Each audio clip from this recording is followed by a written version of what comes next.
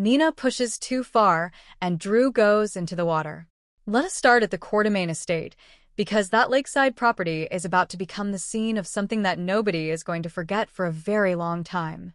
Here is how it all gets set up, and pay attention because the pieces fit together in a way that feels almost too perfectly arranged, which of course means disaster is coming for someone. Little Scout wanted to use the Quartermain Lake to practice for an upcoming charity swim event. She went to Tracy and asked permission, and Tracy, being Tracy when it comes to that child, could not say no. But Scout also asked if Drew could come and watch her practice. She wanted her father there. She wanted him to see her. And that request, that sweet, completely innocent request from a little girl who just wants her daddy present, is the thing that sets the entire chain of events into motion. Because wherever Drew goes, Nina follows. And wherever Nina goes right now, desperation follows her. Drew has been quietly getting stronger for weeks. The paralytic medication that was keeping him locked in that silent, still state has been running out, and with Jens now in custody, there is no resupply coming. Drew is waking up faster than anyone anticipated. His awareness is sharp.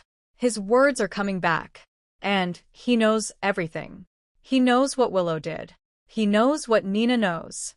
He knows that the two of them have been complicit in keeping him trapped in that wheelchair, while the world believed he had simply suffered a terrible stroke. And now, down by that lake, with Scout in the water practicing her swim strokes, Drew decides to use his returning voice in a way that sends Nina into absolute panic. He taunts her.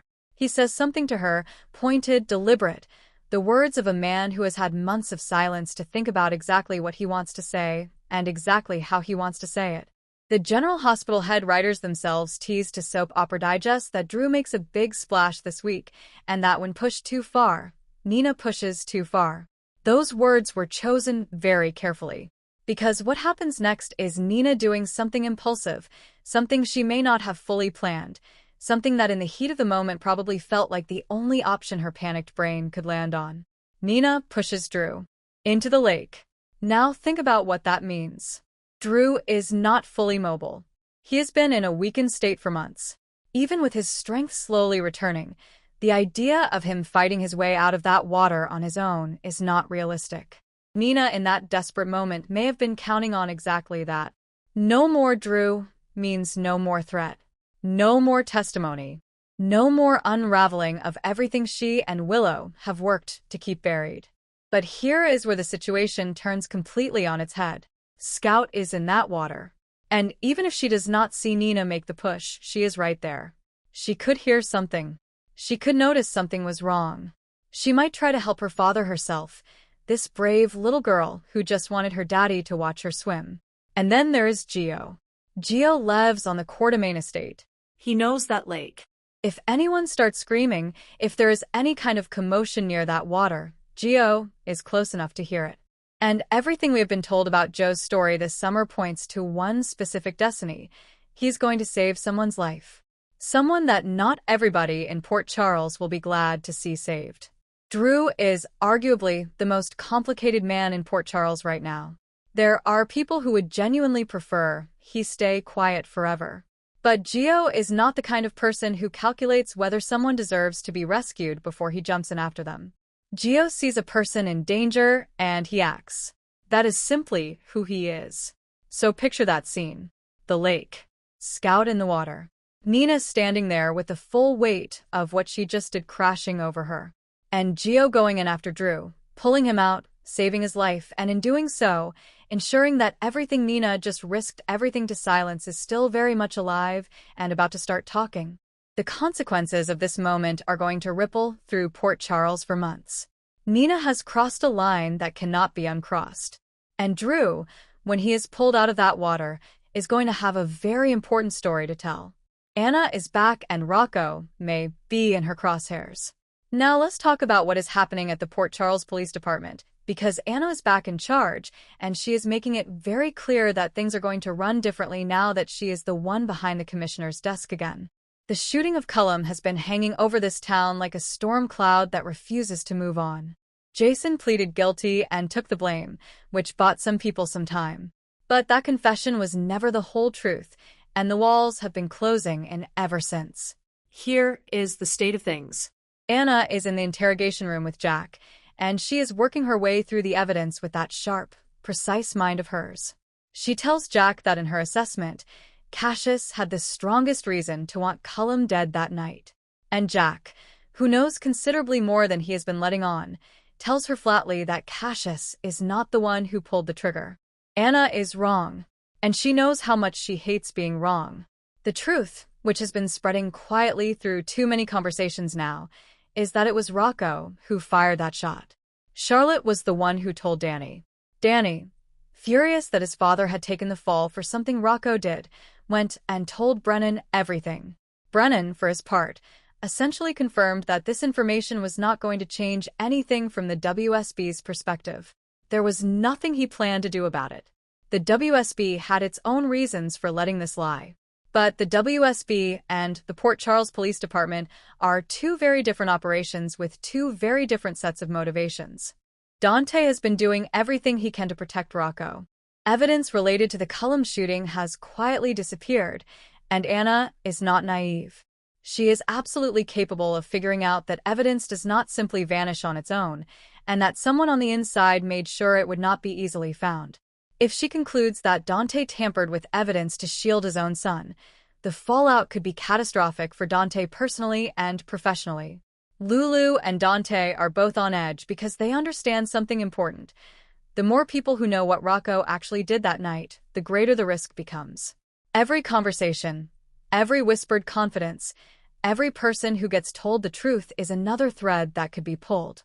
And Anna, newly returned to her position and motivated to establish herself as someone who cannot be pushed around or dismissed, may see this as exactly the kind of case that sends a message.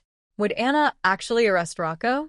Would she put a teenager through the legal machinery of a high-profile murder case in order to demonstrate that the Port Charles Police Department is serious and that she is firmly in control? That is the question tearing through this storyline right now, and it is not a comfortable one to sit with. Because, on one hand, Anna is a woman of principle. She believes in the law. She believes in justice. On the other hand, she is also someone who understands the human cost of rigid decisions, and Rocco is not a hardened criminal. He is a kid who made a terrible choice in an impossible moment. Danny's impulsive decision to go to Brennan with what he knew did not help anyone as much as he thought it would. If he had simply waited just a little longer, his father would have walked back through the door himself.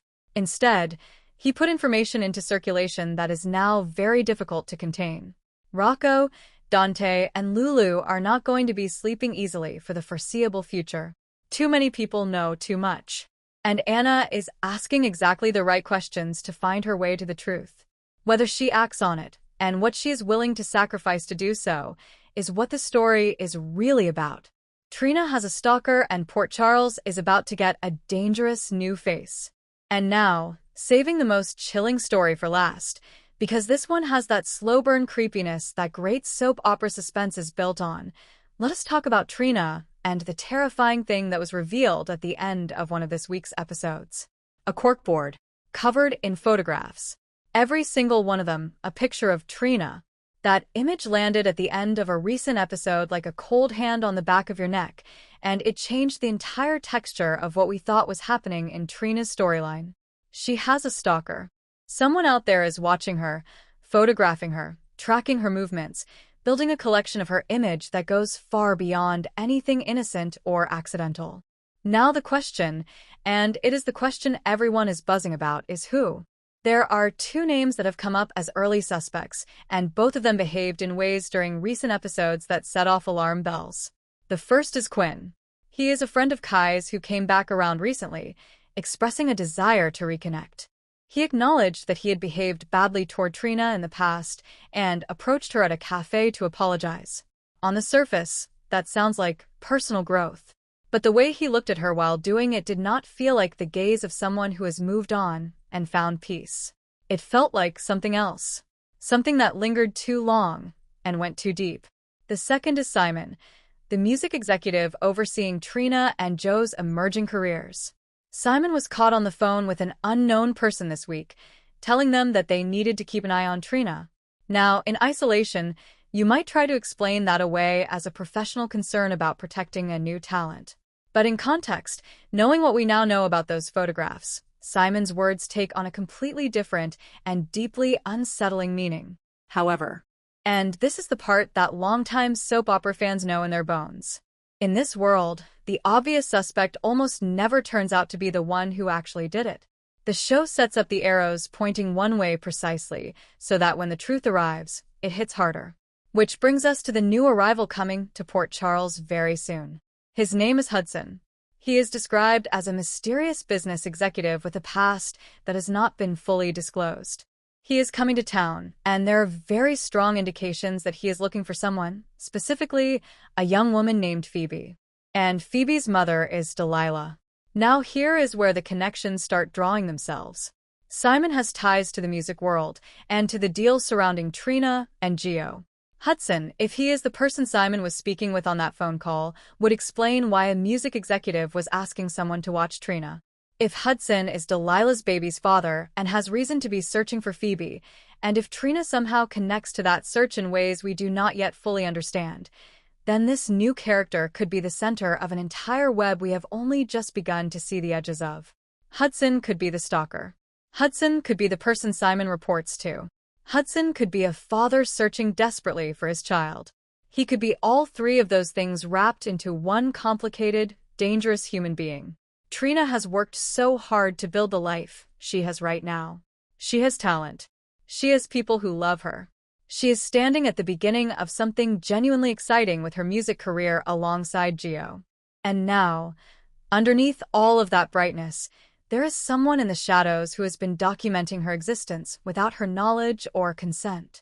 This is the kind of storyline that starts as a quiet undercurrent and builds into something overwhelming. Trina does not know she is being watched. The people closest to her do not know either. And whoever Hudson turns out to be when he walks through those doors, whatever his actual connection to Trina, to Simon, to Phoebe, to all of this, his arrival in Port Charles is going to shake everything up in ways that nobody is prepared for. stay close to this one. Because it is just getting started, and it is already sending chills.